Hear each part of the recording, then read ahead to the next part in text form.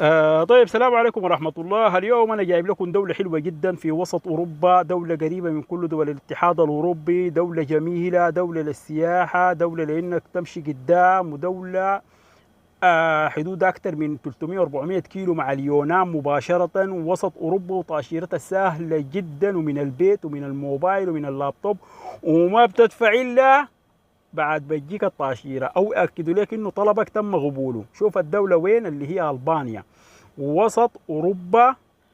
صير بي عندك الجبل الأسود، إيطاليا قريبة طوال مباشرة معاه، عندك النمسا، الميجر، واليونان، يعني دولة تابعة للاتحاد الأوروبي، حدودها طوالي ممتدة معاه. شوف وين تركيا، وين الناس اللي بتمشي تركيا والناس اللي بتمشي البحر. مالك مال الكلام الفارغ. والحلوة إن السودان مضاف من ضمن الدول اللي ممكن تتقدم من السودان مباشر كمان. بيديك المعالجة في القاهرة، لكن وأنا حاشرح لك بالتفصيل التأشيرة. تابع واعمل شير ولايك عشان تستفيد والناس تستفيد. تفتح الموقع اللي هو بيطلع لك اي فيزا البانيا، تكتب اي فيزا البانيا، فيزا الكترونيه تماما، يعني ما بتمشي سفاره ولا بتقرب من السفاره. بيفتح لك الموقع كده، بيفتح بالانجليزي ولا ممكن تترجم بالموبايل او باللابتوب عشان يكون لك سهل. دي الواجهه بتاعت الموقع بتاعهم الحكومي بتاع وزاره الخارجيه بتاعتهم. بتختار هنا، بتدخل طوال على البلد بتاعك. نبدا في الشرح. تابع. تختار السودان الحلوه، سودان الجميل من ضمن الدول الموجوده. بديك تلغائي انه المعالجه في القاهره. لو كنت مقيم في اي دوله بديك في الدوله، مثلا في الخليج ده كله، دول الخليج موجوده. لو انت مقيم فيها بتعمل تختار الدولة، بيديك طوال المعالجة في نفس العاصمة. هنا بتكتب بعد ما تختار، بيديك بنعمل نوضح انه حترفع المستندات، كله موجود بالشرح، كله موجود. انت تابع. بس هنا اسم العائلة، كتبت اسم العائلة. الاسم الأخير في جوازك. هنا الاسم الأول الموجود كله في جوازك. اسمك من أحمد محمد عمر، تكتب أحمد محمد عمر اسم العائلة ده. الأسماء كلها بتاعتك هنا. تجي لتاريخ الميلاد. طبعا بتضغط على تاريخ الميلاد، تضيف تاريخ ميلادك. تضغط على السنة فوق، اضغط عليها واضغط على السهم اللي بيجي بيديك السنين المداخرة، مثلا من 2099 بتضغط تاني لحد ما تصل لتاريخك المضبوط تختاره. رقم الهوية دي تكتب الرقم الوطني حقك الموجود في الجواز عندك، يعني ما محتاج شيء من برا. مكان وبلد الميلاد، الخرطوم مثلا السودان. الجنسية الحالية تختار السودان، جنسيتك سوداني سوداني، مصري مصري، يمني يمني. كل الجنسيات موجودة. الحلوة إنه الجنسية الأصلية برضو تختار جنسيتك الأصلية أينما كانت من الدول جميعا. السودان الجنس ذكر. دي الصفحة الأولى. عندك النجم، أي حاجة نجم أنت بتعبيها. الحالة الاجتماعية أعزب مثلا. اسم الأب اللي عليها نجمة دي بس بتعبي، اسأل الأم ما عليها، ما مطلوبة. تصريح الإقامة نعم إذا كنت مقيم مثلا في بلد. رقم جواز السفر، تكتب الرقم وتكتب مكان الإصدار موجودة في الجواز، وين ما أصدر، الخرطوم، بحري، وين أي حتة تكتبها. تاريخ الإصدار وتاريخ الانتهاء. معلومات بسيطة جدا، براك بتعملها ولا محتاج. البلد اللي انت مقيم فيه، واذا كان عندك اقامه في بلد بتكتب هنا رقم الاقامه وتاريخ الصلاحيه. اذا كنت في الخليج مثلا، في اي دوله من دول الخليج او في مصر، تكتب رقم اقامتك المصريه وحاجاتك دي كلها، وتكتب تاريخ الانتهاء بتاعها. وجهه البانيا بيديك لها اوتوماتيك. التاشيره اختار فرديه. نعم. هنا بيديك سياحه. الغرض من السفر اختار سياحه، توريزيوم. عندك تاريخ الوصول مثلا 1/8، وتاريخ المغادرة مثلا 10/8. عدد الادخال، عايز تدخل كم مرة مثلا. عدد الادخالات دي 1 2. انت تختار واحد، ما تختار عمل، لأنه مرة واحدة عشان تكون لك مقبولة الحكاية أول مرة. مدة الإقامة قلنا 10 يوم حتكون، لأنك اخترت من 1 ل10، 10 يوم. وسائل النقل ايرلاين، اكتب طوال خطوط طيران بالانجليزي كده. انك ماشي طيران بيديك المطار تيرانا، اختار مطار تيرانا اللي هو مطار العاصمة. المهنة الحالية شوف اي مهنتك تكتب المهنه اللي حتطلع عليها خطاب انك شغال مثلا في الجهه الفلانيه دي، او الزول الكافلك شغال شنو مثلا الداير يكفلك في السفر ده، تكتب مهنته.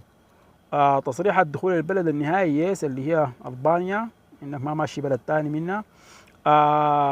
سلطة الإصدار تختار فيها مكان شغلك أو مكان الزول اللي بيكفلك ده، مثلا شغال قول أستاذ في جامعة الخرطوم تكتب خرطوم يونيفرسيتي، شغال في شركة تكتب الشركة اسم الشركة بتاعته، أي حاجة بالإنجليزي تختارها وتكتبها في سلطة الإصدار دي اللي هي يعني مكان الشغل بتاعه يعني. ملاحظات انه انا شغال في الحاجه الفلانيه او كده، او مثلا في الشركه الفلانيه انه فلان ده كافيني، بعد تكتب في اي ملاحظه لو انت ما كنت المقدم انت شخصيا، يعني مثلا مختار زول يقدم لك. بعدين بتمشي للصفحه الثانيه اللي هي دي في معلومات الاسره، لو انت متزوج مثلا تكتب اسم الزوجه والحاجات دي، وهي ما ضروريه ما فيها نجمه، والابناء عندك تختار الابناء لحد 7 8 ابناء، فدي انت ما عليك بها ما فيها نجمه. اذا انت كتبت اصلا معزب تمشي للتالي بيوديك التالي. هنا ده المضيف، المضيف ده بتعمل حجز فندق طبعا، وبتكتب تختار كمبني هنا او شركه كمبني، وتكتب الاسم بتاع الفندق تنسخه من البوكينج مجانا بالبطاقه، تعمله تكتبه في الاسم في المستضيف في اي حاجه تلقى فيها الاسم اكتب فيها اخسخ فيها اسم الفندق، تكتب العنوان بتاعه التلفون والايميل كله بتطلع من الحجز اللي عملته في بوكينج مجانا، بتعمله حجز مبدئي بمده الايام اللي انت ماشيه 10 يوم تعمله 10 يوم، وتختار البريد الالكتروني وتنزل كل حاجه، يعني مثلا الرقم المستضيف ده رقم الفندق، الرقم الشخصي للضيف هو رقم الفندق، الدعم ماي سيلف تختار كاش بنفسك، ولو شخص تختار اخر تكتب اسم الشخص بيطلع لك فقره تكتب فيها اسم الشخص. التامين ما مطلوب، ما عملته ما مشكله، عندك تامين عملته اكتبه، اكتب تاريخ انتهائه، لكن هو ما من الحاجات الضروريه ما عليه نجمه، يعني بيمشي معك الطلب. عنوان مقدم الطلب ده عنوانك انت قاعد وين، قاعد في السودان مثلا تختار الخرطوم وين، عطبره في القاهره تكتب كايرو مصر وتكتب رقم هاتفك والايميل عشان بتجيك على الطاشيره بتاعتك. في دول الخليج دي مقيم في دوله بتكتب، في اوروبا في اي حته تكتب عنوانك مظبوط والتلفون والحته اللي انت فيها والايميل. هنا المكان والتاريخ، انت في القاهره تكتب كايرو تكتب تاريخ اليوم مثلا لو قلت 23/7. في الخرطوم تكتب الخرطوم، في بورسودان تكتب بورسودان، في السعوديه تكتب مثلا وين انت، في الرياض، في البحرين، في الكويت، في اي حته في اي دوله تكتب مكان الحته اللي انت قدمتها. هنا المستندات اثبات عمل من بلد الميلاد او الاقامه، بترفع دي فيها خطاب انك مثلا اذا كان مغيب ترفع اقامتك في البلد، تترجمها بالانجليزي وترفعها دي مكان اقامتك، او ترفع اثبات الخطاب من جهه العمل او الزول الكافلك، خطاب الزول الكافلك لو في زول حيدفلك للسفره دي صله قرابته بيك ولا الحاجه دي مثلا اخوك بتاع هنا، ترفع خطاب من جهه عمله هو اذا انت ما مستطيع. وبعديها هنا عندك ده الوصي ده ما عندك به علاقة للغاصرين للأطفال، يعني مثلا لو الطفل ماشي لحاله وراهم تعمل له برضه ملف كلها PDF طبعا بترفع الحاجات دي.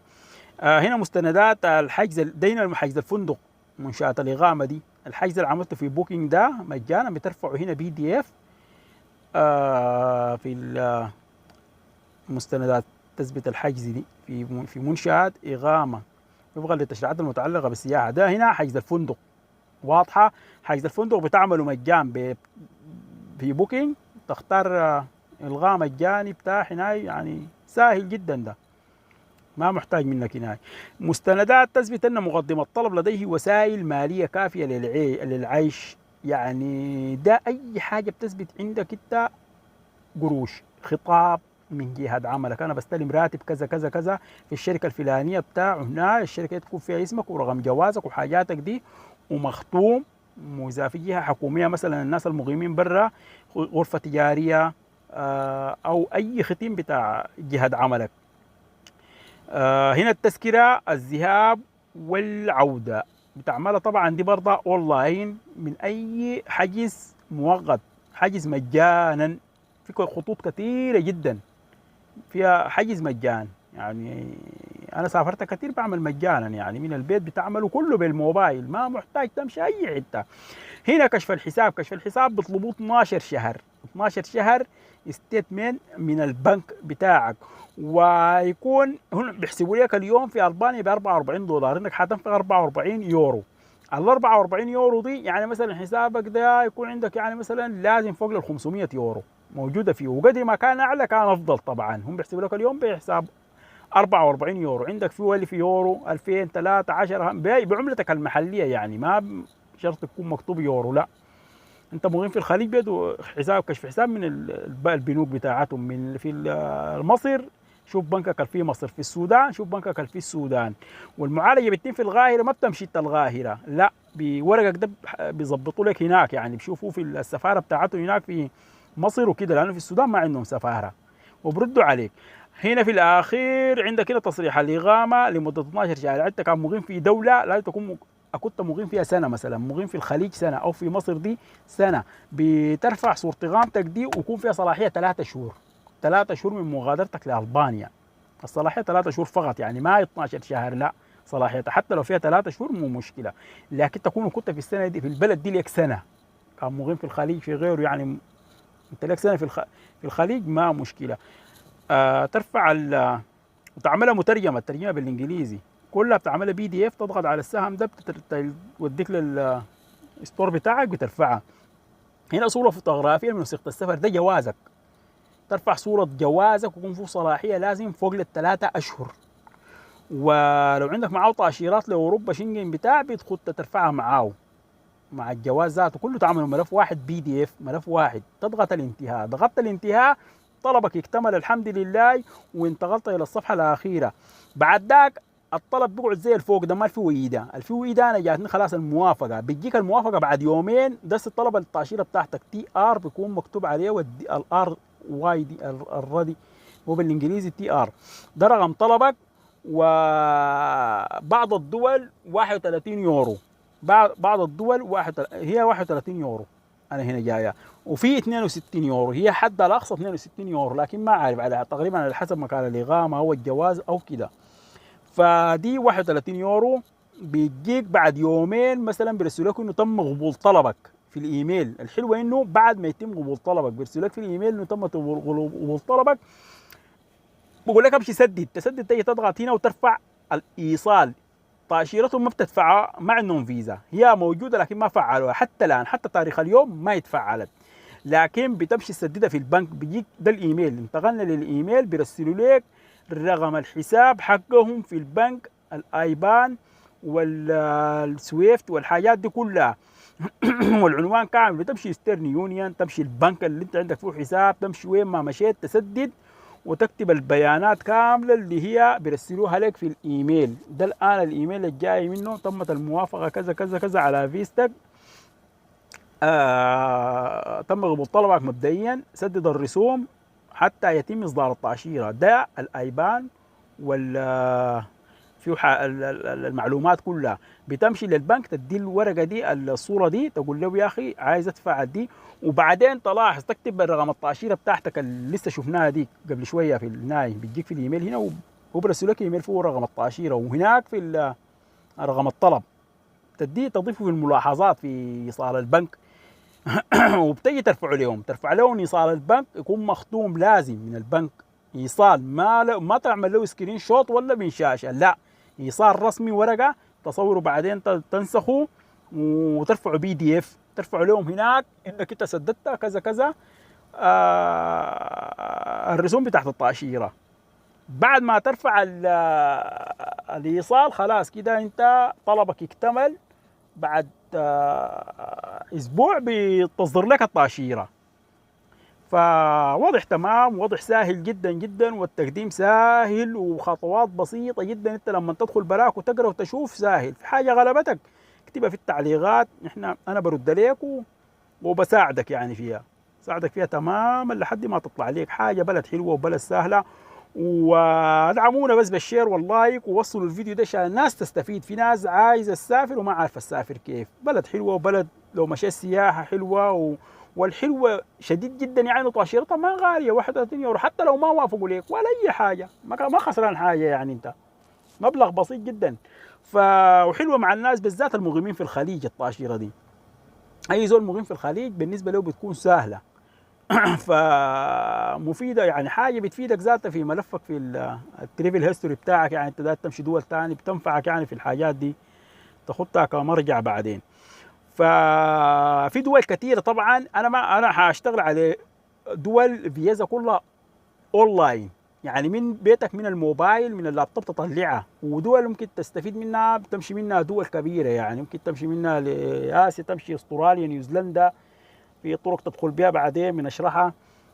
ممكن امريكا برضو تطلع فيز حوالينا باللي فيزا دي يعني كده.